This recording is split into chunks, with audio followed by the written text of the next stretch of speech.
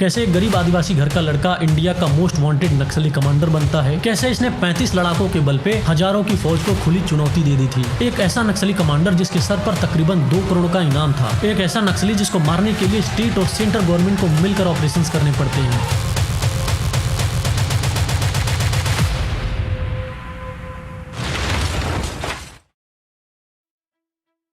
साल था 2000। मध्य प्रदेश 2 भागों में विभाजित होता है, जिसमें दूसरा भाग एक नया राज्य छत्तीसगढ़ बनता है। उस वक्त मध्य प्रदेश में कांग्रेस की सरकार थी, इसीलिए शुरुआती 3 साल यानी 2003 तक छत्तीसगढ़ को कांग्रेस ही चलाती है। 2003 में पहला विधानसभा का चुनाव होता है और बीजेपी उस चुनाव को जीतकर अपनी सरकार बनाती है। डॉक्टर रमन सिंह छत्तीसगढ़ के मुख्यमंत्री बनते हैं और 2008 में दूसरा चुनाव होता है, जिसमें फिर से बीजेपी ही जीतती है। कांग्रेस 2003 और 2008 का चुनाव हारने के बाद कैसे भी करके 2013 का चुनाव जीतना चाहती थी। उस समय आम लोगों के लिए नक्सलवाद एक बहुत बड़ा प्रॉब्लम हुआ करता, इसीलिए कांग्रेस अपने हर रैली में सरकार बनने के बाद नक्सल मुक्त प्रदेश बनाने की बात करती। इसी बीच कांग्रेस 25 मई 2013 को सुकमा जिले में परिवर्तन यात्रा नाम से एक रैली आयोजित करती है। रैली खत्म होने के बाद 25 गाड़ियों का काफिला लगभग 200 कांग्रेस लीडर और वर्कर को लेकर सुकमा से वापस लौट रहा था। उस वक्त उस काफिले में कांग्रेस के लगभग सारे स्टेट लेवल के सीनियर लीडर्स मौजूद थे। जैसे ही उनका काफिला घने जंगलों के बीच दरवा वैली पहुंचता है तो वहाँ उनको देखने को मिलता है कि रास्ते पर कुछ पेड़ गिरे हुए हैं। सभी गाड़ियों का ब्रेक लगता है और कोई कुछ समझ पाता उससे पहले ही काफिले की चौथी गाड़ी के नीचे एक बहुत जोरदार धमाका होता है। धमाका इतना तेज था कि गाड़ी उछलकर कुछ मीटर दूर गिरती है। ब्लास्ट के तुरंत बाद 250 माओवादी झाड़ियों से निकलते हैं और उस काफिले पर अंधाधुंध फायर करने लगते हैं। अब मैं यहाँ आपको बता दूं कि माओवादी उनको बोला जाता है जो हथियार के बल पर सिस्टम बदलने की कोशिश करते हैं। वो सरकार से लड़ने के लिए प्रोटेस्ट नहीं बल्कि हथियार चुनते हैं। सरकार जिनको माओवादी या नक्सली कहकर बुलाती है। अब अगर कहानी पे वापस आए तो ये फायरिंग लगभग 1.5 घंटे चलती है, जिसमें कई सारे कांग्रेस लीडर्स मारे जाते हैं। इस हमले में 28 लोगों की मौत होती है और 38 से ज्यादा लोग घायल होते हैं। ये कांग्रेस पार्टी के लिए बहुत बड़ा झटका था, क्योंकि पार्टी में स्टेट लेवल के लगभग सभी बड़े नेता इस हमले में मारे जाते हैं। और इतने बड़े हमले का मास्टरमाइंड कोई और नहीं,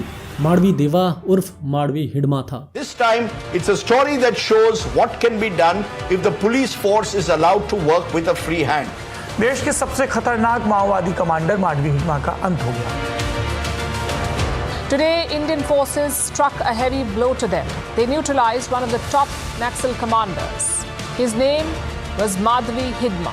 In the last few weeks, several major Maoist commanders have either surrendered or have been shot dead. मैं सबसे पहले एक बात इस सदन में जिम्मेदारी के साथ बताना चाहता हूँ। 21 मार्च 2026 को इस देश से नक्सलवाद समाप्त।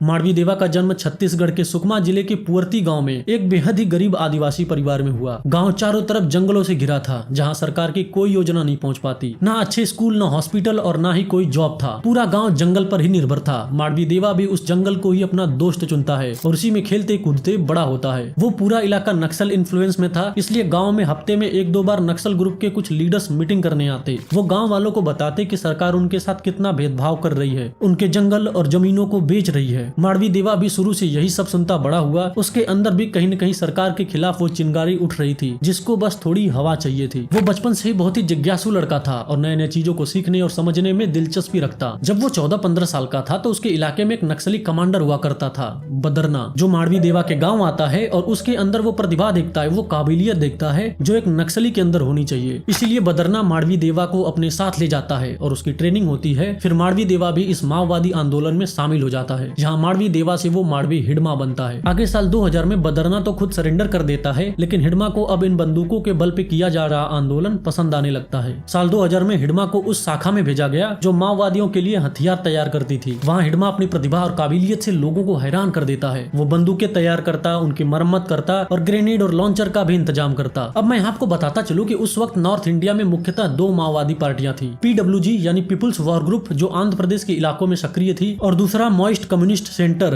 MCC, जो बिहार और झारखंड के इलाकों में सक्रिय थी। हिडमा तब PWG में था और साल 2001 में PWG की ही एक शाखा PLGA, people liberation guerrilla army का मेंबर बनता है। यहाँ वो गुरिल्ला वॉरफेयर से रिलेटेड कई सारी टेक्निकलिटी सीखता है। 2004 में PWG और MCC मिलकर कम्युनिस्ट पार्टी ऑफ इंडिया माओवादी बनते हैं। 2007 में हिडमा कंपनी नंबर 3 का कमांडर था और 2 साल बाद उसे बटालियन 1 का डिप्टी कमांडर बना दिया गया और उसी साल वो बटालियन 1 का हेड भी बन जाता है। हिडमा के नेतृत्व में बटालियन 1 सबसे खूंखार बटालियन बनकर उभरी। इधर बस्तर इलाके से आने वाले माओवादियों में एक नैरेटिव चलने लगा कि पार्टी बस बस्तर के आदिवासियों का इस्तेमाल करती है, पार्टी में उनको कोई ऊंचा पद नहीं मिलता, पार्टी को आमतौर पर आंध्र प्रदेश से आने वाले माओवादी ही चलाते थे। इसी को काउंटर करने के लिए पार्टी को बस्तर का ही एक आदिवासी नक्सली चाहिए था और उस समय हिडमा से बेहतर और कौन ही हो सकता था। इसीलिए उसे पार्टी के सेंटर कमेटी मेंबर का सदस्य बनाया गया। हिडमा के नेतृत्व में बटालियन कई सारे हमले को अंजाम देती है। 2010 में इसी बटालियन ने दंतेवाड़ा जिले में एरिया डोमिनेंस एक्सरसाइज कर रहे सीआरपीएफ के जवानों पर हमला कर दिया, जिसमें 76 जवान शहीद हो गए और इसी अटैक ने हिडमा को मोस्ट वांटेड नक्सली बना दिया। फिर ये 2013 में कांग्रेस लीडर्स के मास मर्डर का जिम्मेदार बनता है, जिसकी बात मैंने वीडियो के शुरू में की थी। अगर मैं आपको हिडमा के कैरेक्टर से थोड़ा रूबरू कराऊं तो मैं आपको बता दूं कि वो एक मास्टर प्लानर के साथ साथ आगे बढ़कर लड़ाई लड़ने में ज्यादा भरोसा रखता था। यही उसकी काबिलियत और सारे नक्सलियों से उसको ज्यादा खूंखार बनाती। हिडमा हमेशा 3 लेयर के सिक्योरिटी के साथ चलता, A,